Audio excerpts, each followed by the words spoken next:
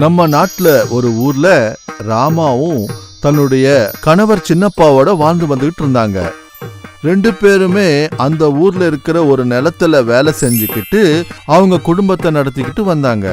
ரமா சின்னப்பாவுக்கு ஒரு பையனும் ஒரு பாப்பாவும் இருந்தாங்க. அவங்க ரெண்டு பேரும் பசங்களை பெரியவங்களாக்கி நல்லா படிக்க வைக்கணும்னு கனவு கண்டுகிட்டு இருந்தாங்க. ஆனா இதுக்குள்ள சின்னப்பாவுக்கு திடீர்னு உடம்பு சரியில்லாம போச்சு. அவருக்கு வியாதி அதிகமாயிடுச்சு. அப்போ ரமா தான் அங்க வேலை எல்லாம் செய்ய வேண்டியதாயிடுச்சு. பசங்களையும் அந்த அம்மா தான் பார்த்துக்க வேண்டியதாயிடுச்சு.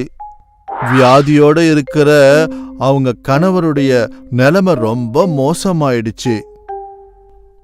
ஒரு நாள் சின்னப்பாவை பார்க்கறதுக்காக அவருடைய தம்பி மோகன் வந்தாரு. அண்ணே, உன்னுடைய நிலைமை ரொம்ப மோசமா இருக்கு. நீ டாக்டர் கிட்ட காமிச்சியா இல்லையா? காமிச்சோம் மச்சினரே, ஆனா எந்த பிரயோஜனமும் கிடையாது. நான் போய் கோயில்ல உனக்காக அர்ச்சனை பண்றேன். நீ கண்டிப்பா குணமாயிடுவ. சரி தம்பி. அண்ணி, வீட்ல இருக்கிற வேலை எல்லாம் உங்க தலையிலேயே விழுந்துருச்சுல்ல, அப்படிதானே? ஆமா, எப்படி இருந்தாலும் குடும்பத்தை நடத்தி தானே ஆகணும். அண்ணி, நான் ஒரு இட்லி கடைய வைக்க போறேன். நீங்க அங்க இட்லி போடுறதுக்கு வரீங்களா? அதனால உங்களுக்கு நிறைய பணம் கிடைக்கும். அதோட சேர்த்து உங்களுக்கு பணம் பற்றாக்குறையும் தீரும். எனக்கு அதுல எவ்வளவு லாபம் வந்தாலும் அதுல நாம ரெண்டு பேரும் பகிர்ந்துக்கலாம். அப்படியே செய்யலாம் மச்சினரே. மறுநாள் ரமா மோகன் வச்ச இட்லி கடையிலேயே இட்லி போடுறத ஆரம்பிச்சாங்க.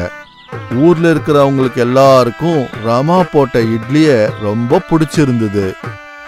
கொஞ்ச நாள்லயே ரமா போட்ட இட்லி ரொம்ப ஃபேமஸ் ஆயிடுச்சு. கடைக்கு டெய்லி சாப்பிட்றதுக்கு ஆட்கள் வந்துகிட்டே இருந்தாங்க. ரமாவும் மோகனும் ரொம்ப சந்தோஷப்பட்டாங்க. ஏன்னா ரெண்டு பேருக்கும் லாபம் பெருகிக்கிட்டே போச்சு. வந்த லாபத்தை வச்சு ரமா சின்னப்பாவுக்கு நல்ல வைத்தியம் செஞ்சாங்க.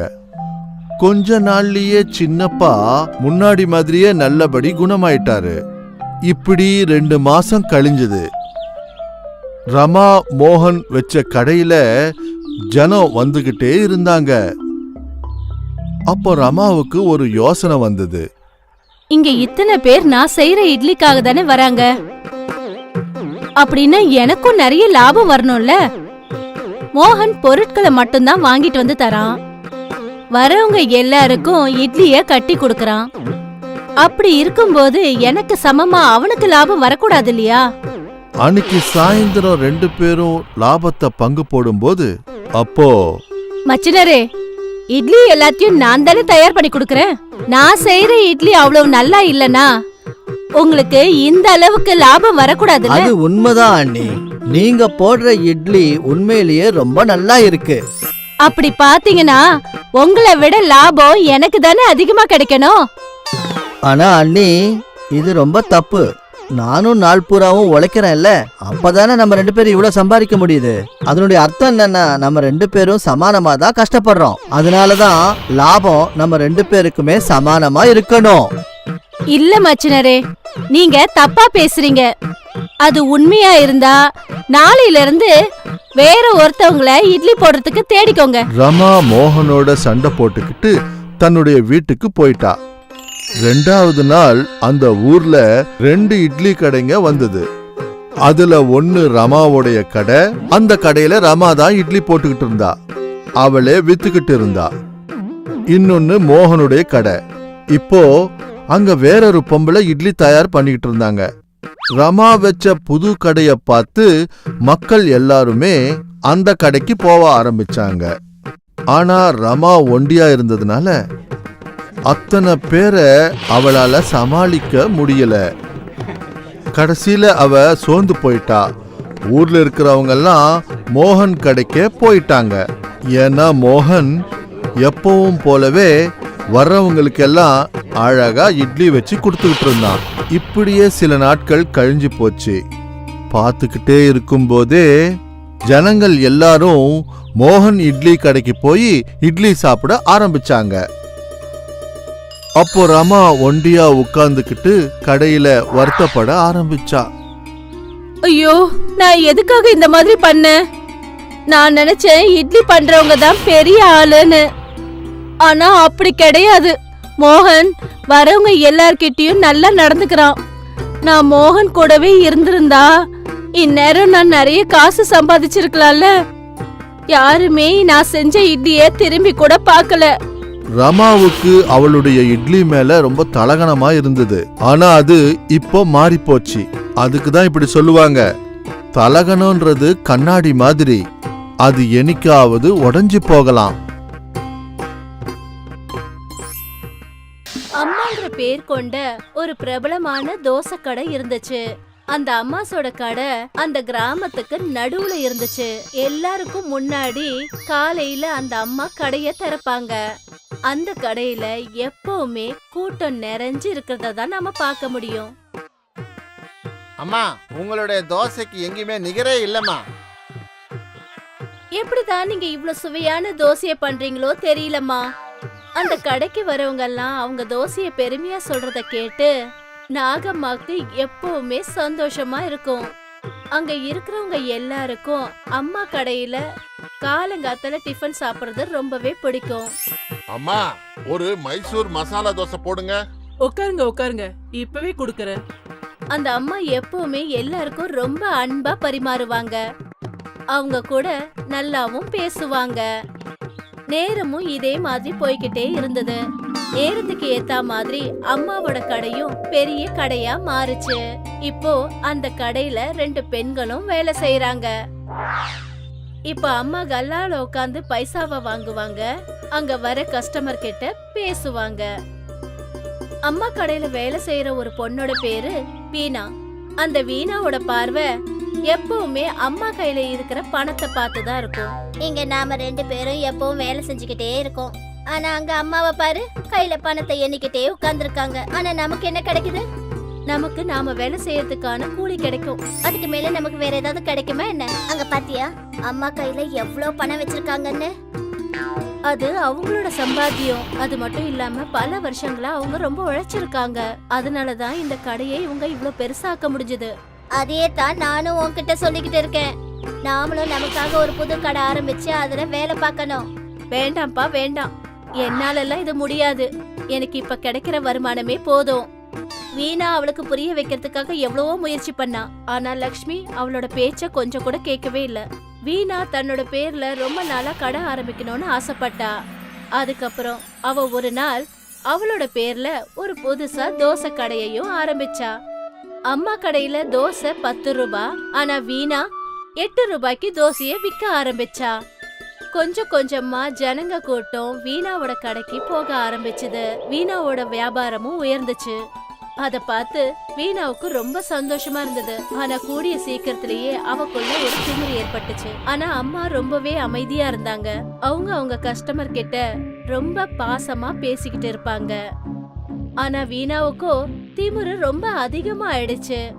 அக்கா, ஒரு மசாலா தோசை கொடு. கொடுக்கறேன். ஆனா 10 நிமிஷம் அதுக்காக நீ வெயிட் பண்ணணும். சரிக்கா. வீணா தன்னோட கஸ்டமரை எப்ப பார்த்தாலும் ரொம்ப நேரம் காக்க வைப்பா. இந்தா நீ கேட்ட மசால் தோசை. அக்கா, கொஞ்சம் சட்னி கொடுங்க. அதான் போட்டிருக்கல, நீ கேட்டிருக்க சட்னி. இன்னும் எவ்வளவு போடுவாங்க? இதே மாதிரி கஸ்டமர் எல்லார்கிட்டயும் வீணா ரொம்ப வெறுப்பாவே பேசிக்கிட்டு இருந்தா. கொஞ்ச நாள்லயே வீணாவோட திமிரு ரொம்ப அதிகமாயிடுச்சு. அவ என்ன நினைச்சான்னா, அவன் நினைக்கிறத முடிக்க முடியும்னு நினைச்சா. ஏன்னா கஸ்டமர் அவகிட்ட தான் வருவாங்கன்னு நினைச்சா. ஏன்னா நான் கம்மியான விலையில தோசை விக்கிறதுனால எல்லா கஸ்டமரும் இந்த கடைக்கு தான் வருவாங்க. தினமும் காலையில 6 மணிக்கெல்லாம் இந்த கடையை திறந்து நான் ரொம்ப சோர்வாயிட்டேன். ஒரு வேலை பண்ணலாம், நாளையில இருந்து 7:30 மணிக்கு கடையை திறப்போம். கடையில வந்து கஸ்டமர் வெயிட் பண்ணிட்டு இருந்தா எனக்கு என்ன வந்தது? அப்பதான் என்னால நிம்மதியா தூங்க முடியும். மறுநாள் காலையில தினமும் போல அம்மாவோட கடைய திறந்து வச்சாங்க. ஆனா வீணாவோட கடை மூடி இருந்துச்சு. இத பார்த்ததும் எல்லா கஸ்டமர்ஸும் அம்மாவோட கடையை நோக்கி போனாங்க. தன்னோட கடையில வந்த கூட்டத்தை பார்த்து அம்மா என்ன யோசிச்சாங்கன்னா, அவங்க கடையில தோசைய 8 ரூபாய்க்கு மாத்திட்டாங்க. 7:30 மணிக்கு வீணா தன்னோட கடைய திறந்தா. ஆனா எப்போ கஸ்டமர்ஸ் அவ கடைய நோக்கி போனாங்களோ அந்த 2 கடையில தோசையோட விலைய பார்த்து, அட, அம்மா கூட விலைய குறைச்சிட்டாங்க. அம்மா கிட்ட தோசையை சாப்பிட்டு ரொம்ப நாளாச்சு. அப்புறம் அந்த நாள் முழுக்க கஸ்டமர்ஸோட வருகை அம்மாவோட கடையில தான் இருந்துச்சு. ஆனா வீணாவோட கடையில பார்த்தா 1 இல்ல 2 கஸ்டமர்ஸ் தான் வந்தாங்க. வீணா மனசுக்குள்ளேயே புரிஞ்சுக்கிட்டு இருந்தா. அதனால வந்த கஸ்டமர் மேல எரிஞ்சு விழுந்துகிட்டே இருந்தா. உன் தோசை எனக்கு ஒண்ணும் வேணாம், நீயே சாப்பிடு. எல்லா கஸ்டமர்ஸும் அம்மா கடைக்கு போக ஆரம்பிச்சாங்க. இன்னைக்கு அம்மா ரொம்ப சந்தோஷமா இருந்தாங்க. ஏன்னா மறுபடியும் ஒரு முறை அவங்களோட வியாபாரம் ரொம்ப நல்ல முறையில நடந்துச்சு. ஆனா வீணாவோ ரொம்ப போராமப்பட்டு அம்மாவை திட்டிக்கிட்டே இருந்தா. குழந்தைங்களா, இந்த கதையில அம்மா எதுவுமே பண்ணல. ஆனா வீணாவுக்கு இருந்த திமிரால நல்லா போயிட்டு இருந்த கடை நஷ்டத்துல போக ஆரம்பிச்சது. ஒருவேளை வீணா ஆரம்பத்துல இருந்தே ஜனங்க கிட்ட அன்பாவும் பண்பாவும் நடந்துகிட்டு திமிர காட்டாம இருந்திருந்தா இன்னைக்கும் அவளோட வியாபாரம் நல்ல முறையில நடந்திருக்கும். அதனாலதான் சொல்லுவாங்க, திமிரு மட்டும் இருந்துச்சுன்னா நாம வாழ்க்கையில முன்னேறவே முடியாது.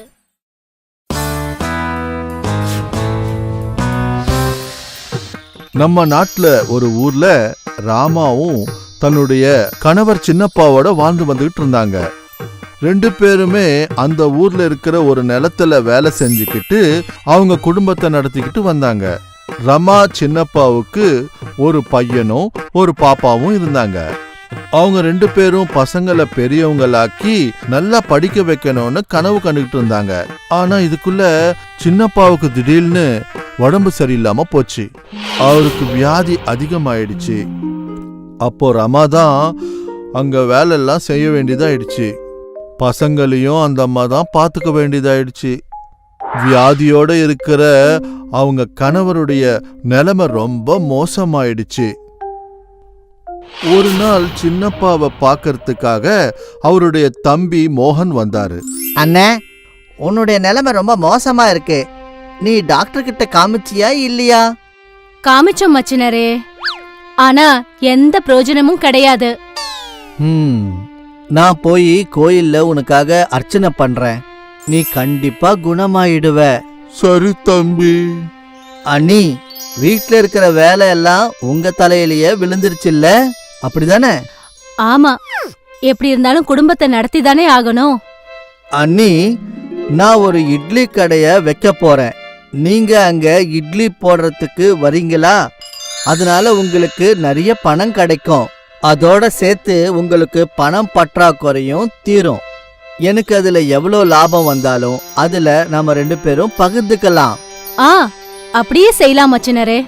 மறுநாள் ரமா மோகன் வச்ச இட்லி கடையிலே இட்லி போடுறத ஆரம்பிச்சாங்க.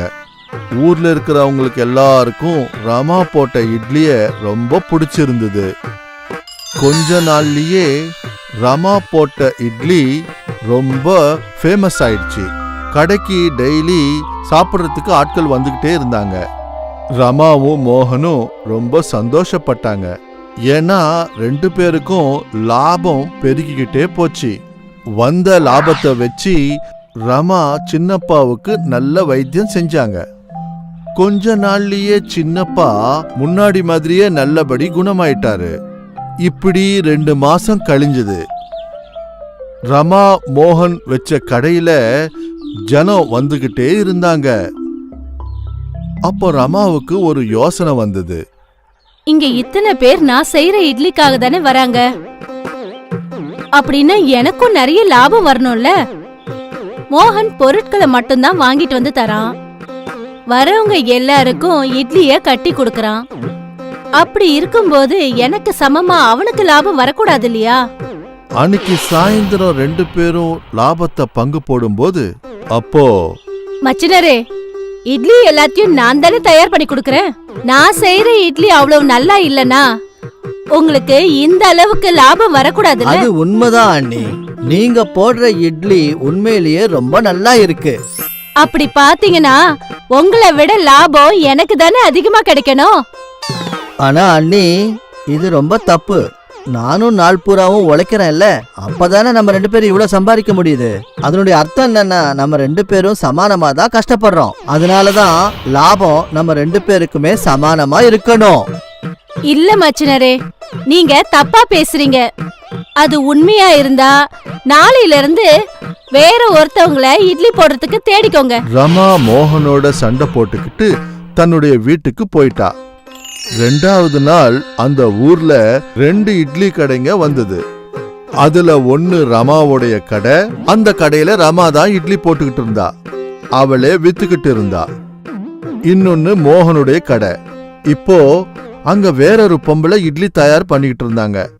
ரமா வச்ச புது கடைய பார்த்து மக்கள் எல்லாருமே அந்த கடைக்கு போக ஆரம்பிச்சாங்க.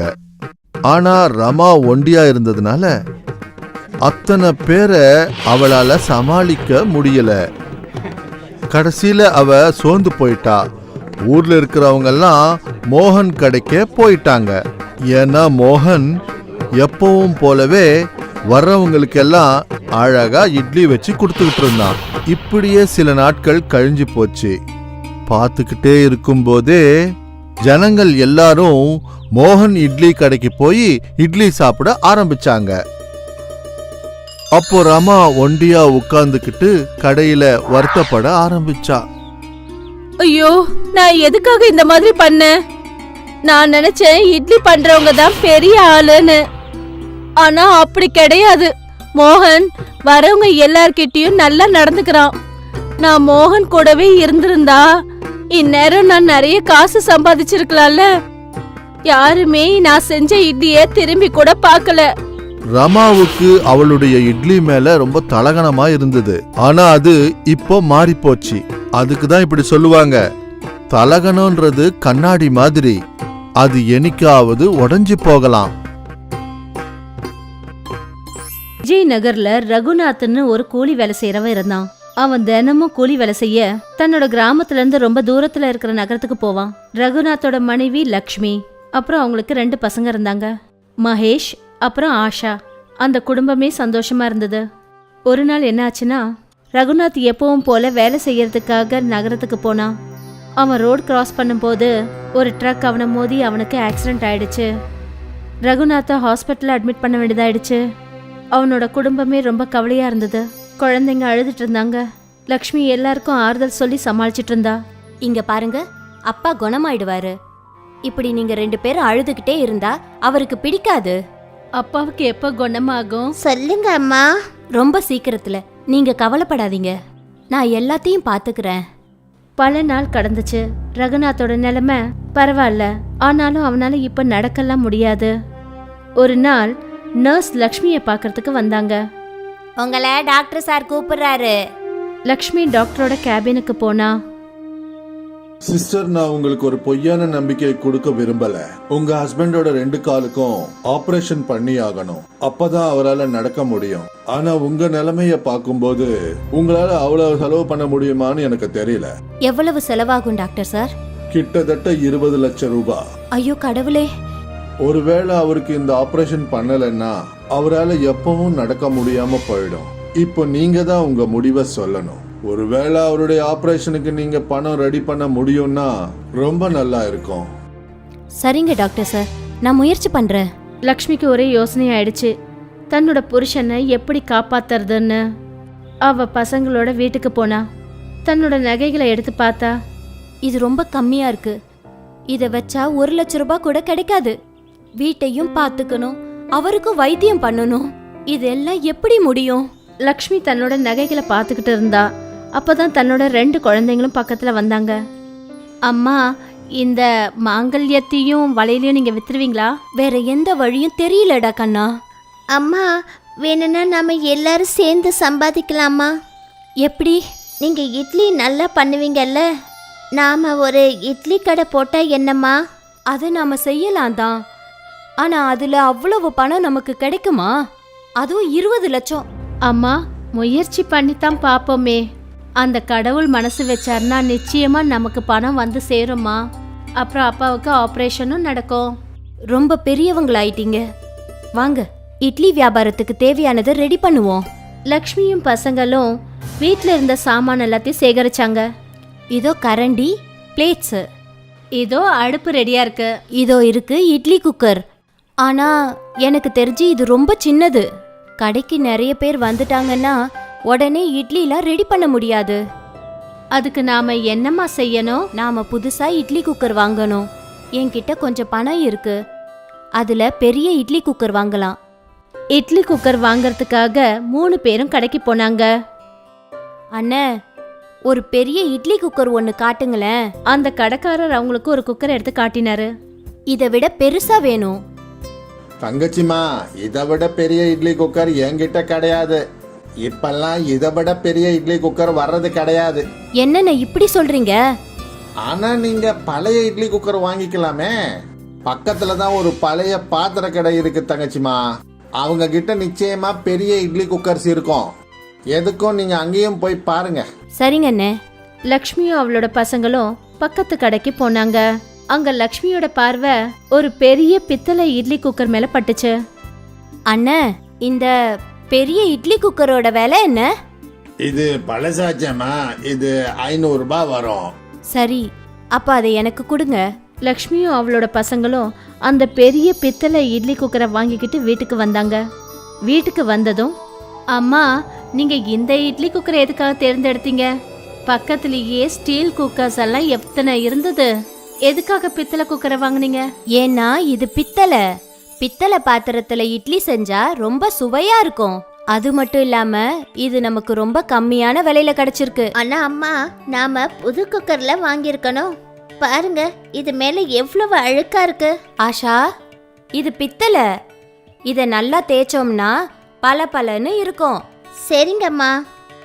லக்ஷ்மி அந்த இட்லி குக்கரை சுத்தம் பண்ணா. அது பளபளத்துச்சு. அடேங்கப்பா, இது பலன்னு இருக்கு.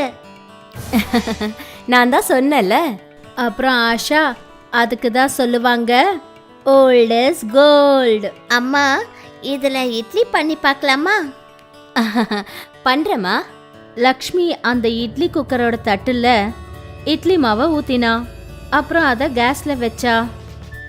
இப்ப நாம 8 நிமிஷம் வெயிட் பண்ணோம் இல்லையாம்மா? ஆமா, கண்டிப்பா. 2 பசங்களும் இட்லி ரெடி ஆகிறதுக்காக வெயிட் பண்ணாங்க. அவங்க 2 பேரோட பார்வையும் கடிகாரத்து முள்ளு மேல தான் இருந்தது. அந்த கடிகாரத்துல 8 நிமிஷம் ஆனதும் ஆயிடுச்சு. 8 நிமிஷம் ஆயிடுச்சு.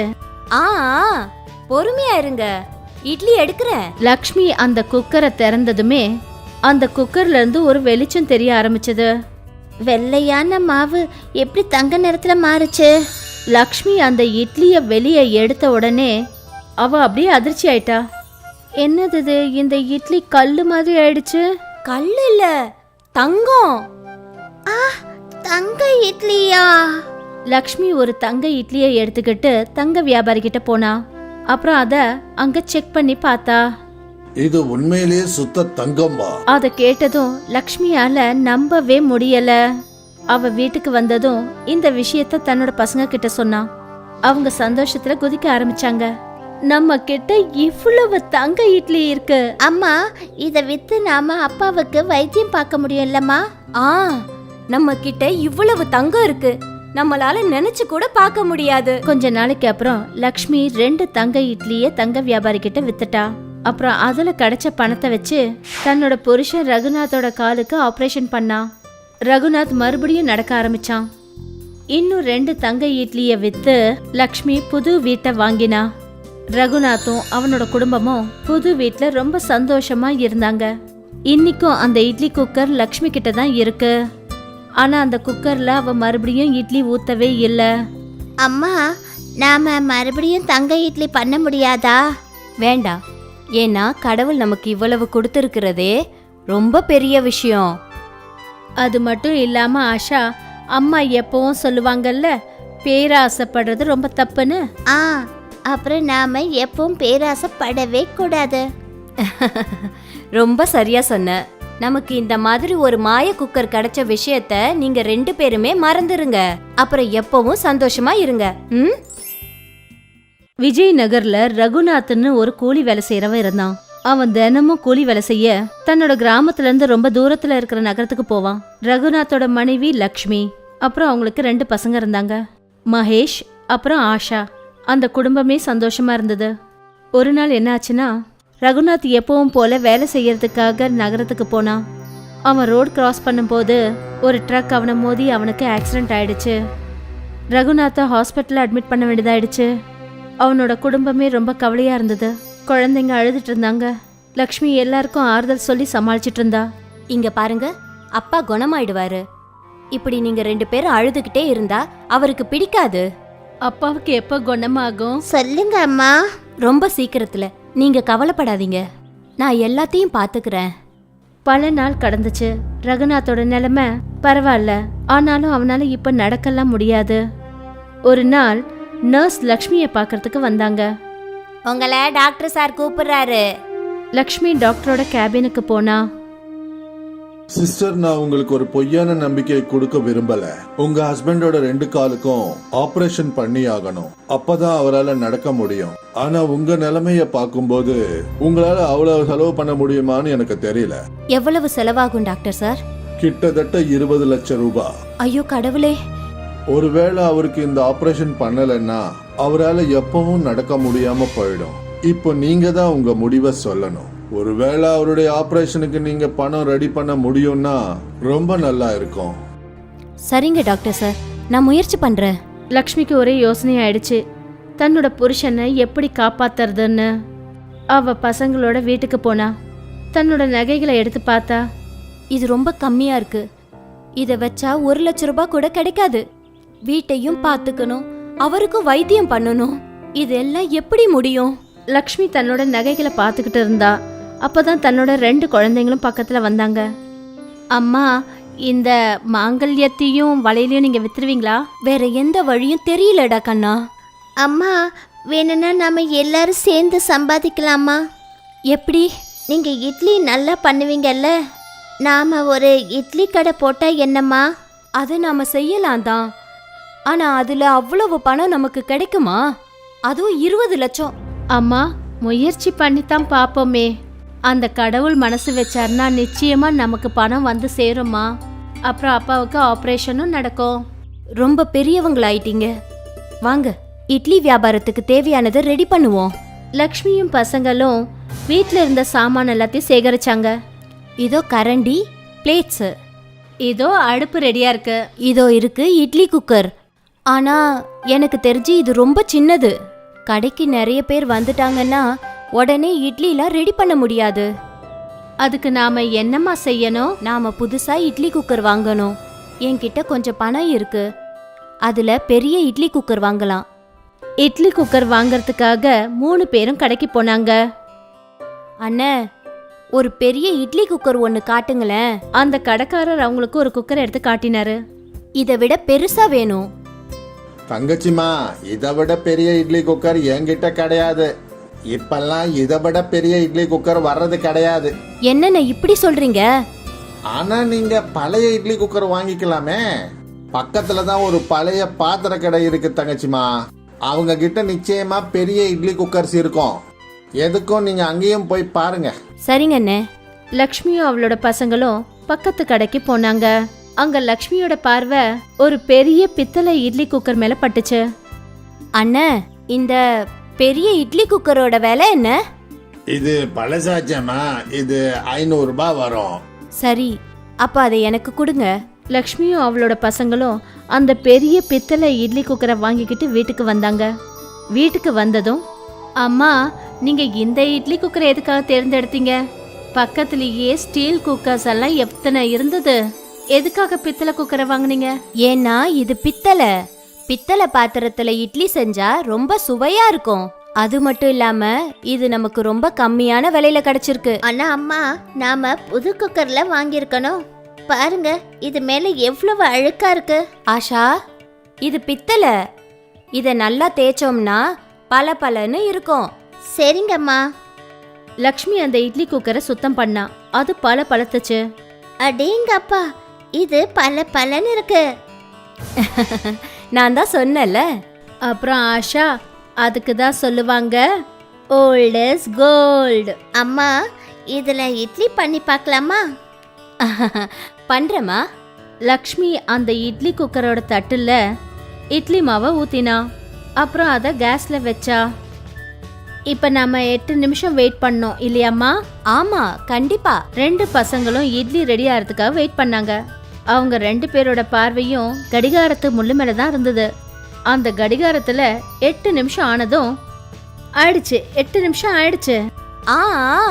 பொறுமையா இருங்க. இட்லி எடுக்கிறேன். லக்ஷ்மி அந்த குக்கரை திறந்ததுமே அந்த குக்கர்ல இருந்து ஒரு வெளிச்சம் தெரிய ஆரம்பிச்சது.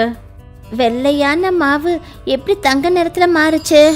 லக்ஷ்மி அந்த இட்லிய வெளியே எடுத்த உடனே அவ அப்படியே அதிர்ச்சி ஆயிட்டா. என்னது இது, இந்த இட்லி கல்லு மாதிரி ஆயிடுச்சு. கல்லு இல்ல, தங்கம். தங்க இட்லியா? லக்ஷ்மி ஒரு தங்க இட்லியை எடுத்துக்கிட்டு தங்க வியாபாரி கிட்ட போனா. அப்புறம் அத அங்க செக் பண்ணி பார்த்தா.